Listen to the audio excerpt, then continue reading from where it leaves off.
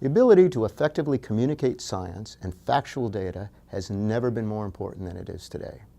Fortunately, we know a lot more than we used to about what works. All too often, we assume that if we just give people more and better information, we can solve our most challenging issues.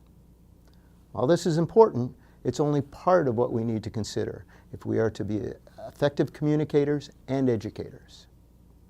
Understanding not just what people think, but how they think is important, and how they feel about the issues are critical aspects of how we educate and communicate around these very contentious issues. Perhaps the greatest challenge we confront these days is dealing with misinformation and myths. We can think of these as the information that people have acquired that is either incorrect or incomplete. Addressing these challenges, regardless of the topic, requires that we are aware of the cognitive processes by which people interpret and respond to information. Unless we understand these processes, chances are we will not only fail to create the effective understanding, but we'll also fall into the traps that make things even worse. The first challenge we face is navigating our way through what is known as confirmation bias.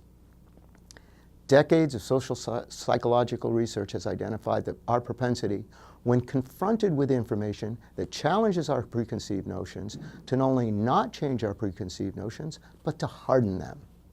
The best way to avoid falling into this trap is for educators and facilitators to focus on the correct information rather than confronting, at least initially, the information or myth itself.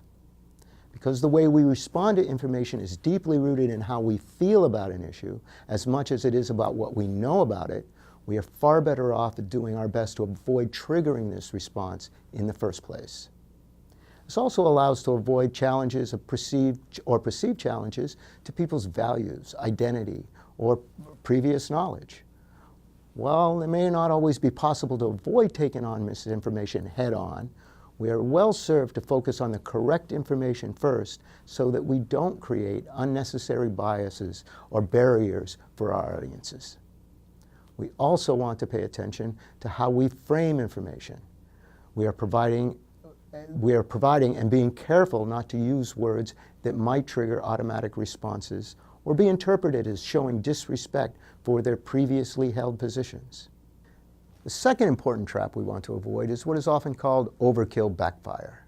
It's easy to assume that the more information we give people, the better they'll understand a particular issue. The truth is that often when it comes to refuting information, less information may actually be better.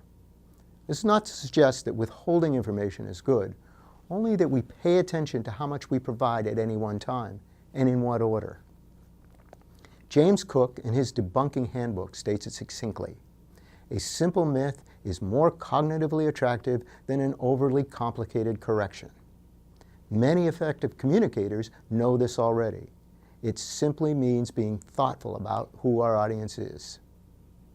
Communicate simply, clearly, and directly, and recognize that it's easy to inadvertently bury the information we most want to provide to our audiences or for them to understand.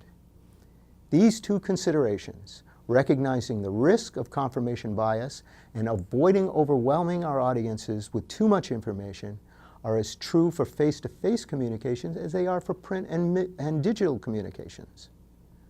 Regardless of which communication vehicles we choose, being keenly aware of how people perceive and respond to information, especially information related to contested issues or challenges, should be critical considerations in how we approach them.